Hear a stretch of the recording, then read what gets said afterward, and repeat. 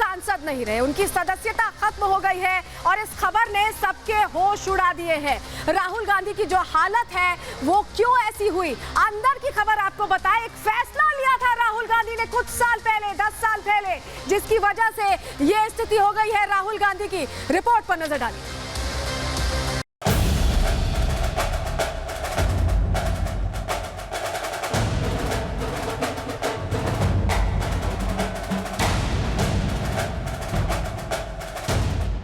सूरत की अदालत मानहानि के मुकदमे में राहुल गांधी को दोषी ठहराती है, 2 साल की सजा सुनाती है, 15,000 का जुर्माना लगाती है, जिसके एक दिन बाद लोकसभा सचिवालय एक अधिसूचना जारी करता है।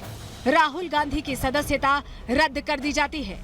अधिसूचना में बताया जाता है केरल की वायनाड लोकसभा सीट से राहुल गांधी को सजा सुनाए जाने के दिन यानी 23 मार्च 2023 से अयोग्य करार दिया गया है।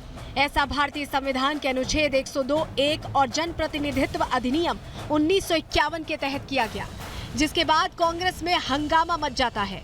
उसके बड़े नेता एक के बाद एक सामने आते हैं। वो इसे कानूनी नहीं, राजनीतिक मुद्दा बताते हैं। कोई इसे राहुल की भारत जोड़ो यात्रा का डर साबित करने में लग जाता है, तो कोई लोकतंत्र पर प्रहार। भारत जोड़ो यात्रा से बीजेपी बहुत घबराई हुई है, बौखलाई हुई है, बहुत परेशानी में है। आज जो हमने देखा है ये डिस्क्वालिफिकेशन, एक तरह से आप देख सकते हैं कि राहुल जी को कीमत चुकानी पड़ी है उस भारत जोड़ो यात्रा की सफलता के कारण। श्री राहुल गांधी की आवाज़ इतना आसान नहीं है दबाना, कांग्रेस की आवाज़ इतना आसान नहीं है दबाना। आप देख रहे हैं कल से आज और आगे चलेगा एक अभियान, एक विरोध, चाहे वो डिस्ट्रिक्ट पे हो, ब्लॉक पे हो, प्रदेश पे हो, और चाहे वो संसद और संसद के बाहर हो। चिंता नहीं है, राहुल गांधी जी को वो जानते नहीं हैं। और फिर वो कांग्रेस के लोग हैं। 78-79 में भी हमारे नेतृत्व को समाप्त करने की कोशिश की गई थी और देश ने कहा इंदिरा लाओ देश बचाओ, और हम देश की जनता के पास जाएंगे, कोर्ट में भी जाएंगे, देश की जनता के पास भी जाएंगे, गांव-गांव जाएंगे। इस बीच अपनी सांसदी गवा चुके राहुल गांधी का भी ट्वीट आता है। राहुल कहते हैं, मैं हर कीमत चुकाने को तैयार हूं, देश की आवाज के लिए लड़ रहा हूं। कांग्रेस ही नहीं, आम आदमी पार्टी से लेकर समाजवादी पार्टी और आरजेडी भी राहुल के बहाने भारतीय जनता पार्टी पर हमलावर है। विपक्ष 2024 में बीजेपी की सत्ता से छुट्टी की भविष्यवाणी कर रहा है। सारे लोगों को साथ आना पड़ेगा। ये लड़ाई राहुल गांधी की लड़ाई नहीं है, ये लड़ाई कांग्रेस की लड़ाई नहीं है, ये लड़ाई इस देश को बचाने की लड़ाई है।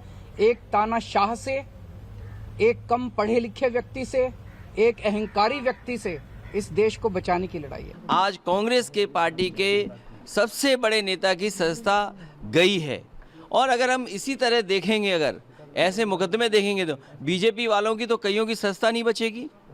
जो भाषा या जिस तरह के उनके स्टेटमेंट्स हैं, अगर उन पर सच्ची कार्रवाई हो जाए तो बहुत सारे भारतीय जनता पार्टी के सदस्यों की भी सदस्यता चली जाएगी। ये कांग्रेस पार्टी के नेता के साथ हुआ है, समाजवादियों के साथ पहले हो चुका है। कार्रवाई इससे अछूता नहीं है। कई एक लोगों के ऊपर ये भारतीय जनता पार्टी के ही पूरे इशारों पे सब चीज हो रहा है, और भाजपा को पूरे तरीके से समझ में आ गया है कि अब पूरे हिंदुस्तान से उनका सफाया होना तय है। वैसे विपक्ष के वार पर भारतीय जनता पार्टी ने पलटवार करने में देरी नहीं की। किसी भी सदस्य को अगर सजा होती है तब उसकी सदस्यता चली जाती है। ये भारत में पहली बार नहीं हुई है,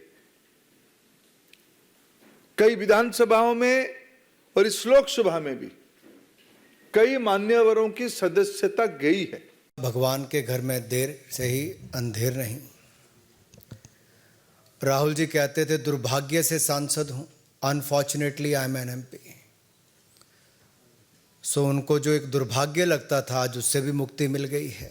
मेरा तो ये मानना है कि कांग्रेस का भारत जोड़ो अभियान जैसा ही उनका कृत्य और उनका आचरण है। उनको ये मानना चाहिए कि अगर भारत को जोड़ना है तो छोटे समाजों को सम्मान देना होगा, लोकतंत्र के गौरव को सम्मान देना होगा, न्यायिक प्रक्रिया और कानूनी विषयों का पालन करना होगा, और कानून की प्रक्रिया से सबको गुजरना पड़ेगा। राहुल गांधी की सदस्यता जाने का मामला उनके एक बयान से जुड़ा है।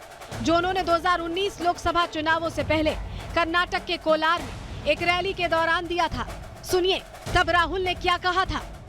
अच्छा, एक छोटा सा सवाल, इन सब के नाम, इन सब चोरों के नाम मोदी मोदी मोदी कैसे हैं? नीरव मोदी, ललित मोदी, नरेंद्र मोदी, और अभी थोड़ा ढूंढेंगे तो और बहुत सारे मोदी निकलेंगे।